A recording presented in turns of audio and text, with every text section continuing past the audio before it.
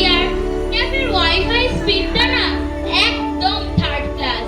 কাল 15 আগস্টের video upload করতে হবে, অথচ একটা 4K ভিডিও হতে এত সময় লাগছে না। আর বলিস না, কাল আবার সকাল সকাল ঘুম থেকে উঠে সোসাইটির পতাকা উত্তোলনে যেতে হবে। ওয়াই ম্যান, এই গরমের মধ্যে বোরিং ভাষণ শোনার কোনো মানে হয়?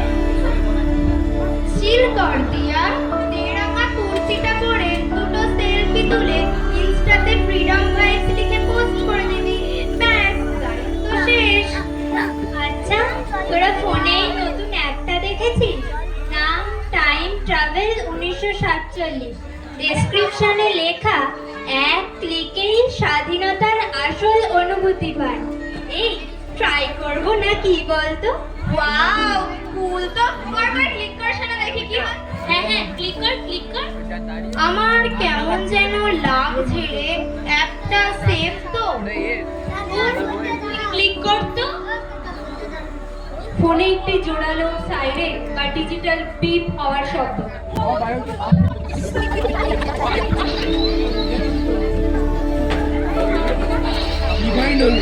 ওটা রক্ত লাল হয়ে উঠল। ক্যাফের চারপাশের দেয়ালগুলো যেন হাওয়া হয়ে গেল। আধুনিকতার চাদর সরিয়ে তরুণেরা এসে দাঁড়ালো এক অন্ধকার রক্তাক্ত ইতিহাসের সামনে।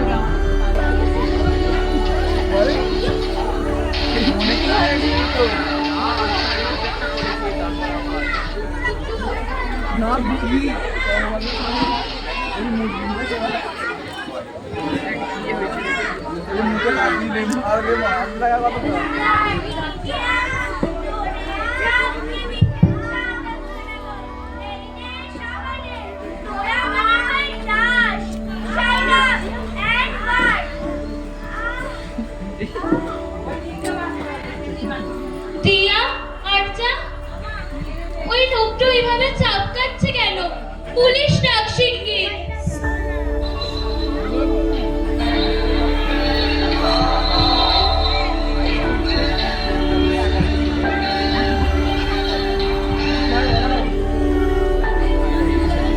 পুলিশ তোদের বাঁচাবে না ভাই, নিজেদের লড়াই নিজেদের লড়তে হবে। আজ 1857 সাল, এই বারুদ মাখা কার্তুজ আমরা দাঁত দিয়ে কাটবো না। ফিরিঙ্গিদের দেশ থেকে তাড়াবো। মারো ফিরিঙ্গিগো, মারো ফিরিঙ্গিগো, মারো ফিরিঙ্গিগো। ও মাই গড, এরা তো সত্যি সত্যি মরছে। আমরা তো জাস্ট একটা অ্যাপে ক্লিক করেছিলাম। প্লিজ আমাদের বাড়ি ফিরিয়ে নিয়ে যাও কেউ, তোরা কিছু কর। আরে তুই শান্ত হ, কি হয় আমরা কিছু বুঝতে পারছি না। হাসির মঞ্চের দিকে ভারী লোহার শিকল টেনে হেঁটে নিয়ে যাওয়ার শব্দ। স্ক্রিনের নোটিফিকেশন নয়, এবার রক্ত মাংসের ইতিহাস চোখের সামনে ভেসে উঠল। মাত্র 18 বছরের এক কিশোর হাসি মুখে এগিয়ে চলেছে জমের দুয়ারে।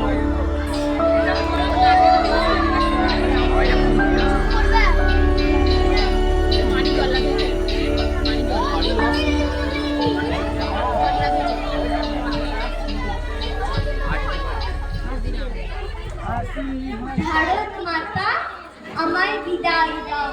কিংসফোর্ড বেঁচে গেল ঠিকই, কিন্তু আর ভারত মাতার বুকে বেশি দিন আর ইংরেজরা টিকবে না। একবার বিদায় দে মা, ঘুরে আসি হাসি হাসি পূর্ব ভাসি দেখবে আমি হাসি হাসি পূর্ব ভাসি দেখবে আর বিদায় দে মা।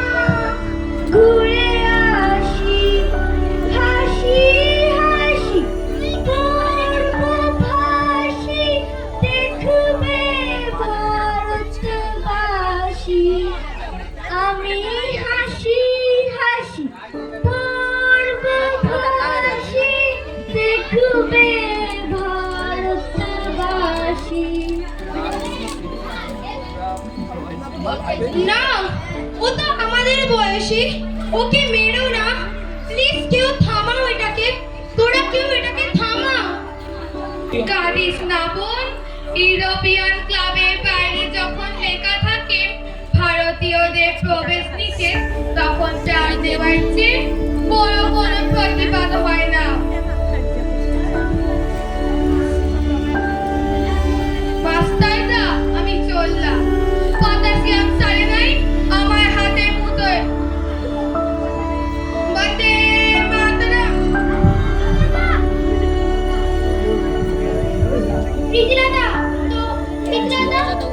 প্রীতিলতা, তোর এই বলিদান আমি বৃথা হতে দেব না। জালালাবাদ কাহার সাক্ষী, চট্টগ্রাম অফতাগাল লুণ্ঠন সফল হয়েছে। ব্রিটিশ সাম্রাজ্যের অহংকার আমরা চূর্ণ করেছি, ওদের আমরা তাড়িয়ে ছাড়বো। আমরা কালকের দিনটাকে জাস্ট একটা ছুটির দিন ভাবছিলাম।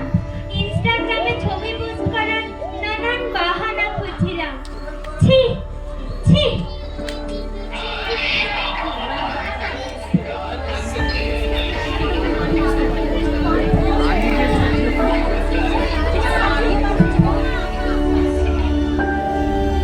অন্যায়ের সামনে মাথা নত না করায় অহিংসা এবার চূড়ান্ত লড়াই। ইংরেজদের ভারত ছাড়তেই হবে। মারো ফিরিঙ্গি। करेंगे या मरेंगे, करेंगे या मरेंगे, करेंगे या मरेंगे, करेंगे या मरेंगे। গান্ধীজি, এত ত্যাগ, এত যুদ্ধ, এত প্রাণহানি ঘটেছিল।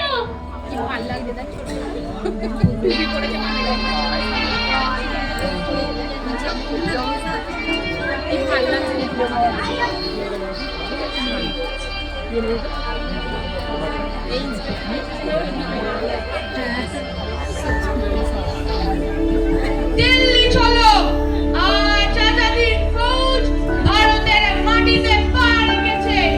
রক্ত ছাড়া স্বাধীনতা পাওয়া যায় না। তোমরা আমাকে রক্ত দাও, আমি তোমাদের স্বাধীনতা দেব।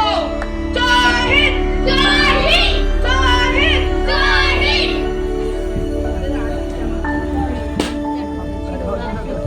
রিওয়াইন খাবার খুব প্রিয় শব্দ।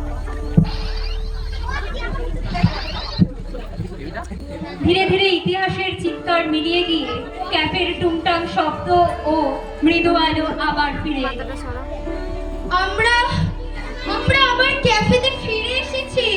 হ্যাঁ, তাই তো, আমরা আবার ক্যাফেতে ফিরে এসেছি। অ্যাপটাও ফোন থেকে উধাও হয়ে গেছে। স্ক্রিনে শুধু কি একটা লেখা উঠছে, স্বাধীনতা ফ্রিতে পাওয়া যায়নি, এটা রিচার্জ বীরের রক্তে পাওয়া হয়েছিল।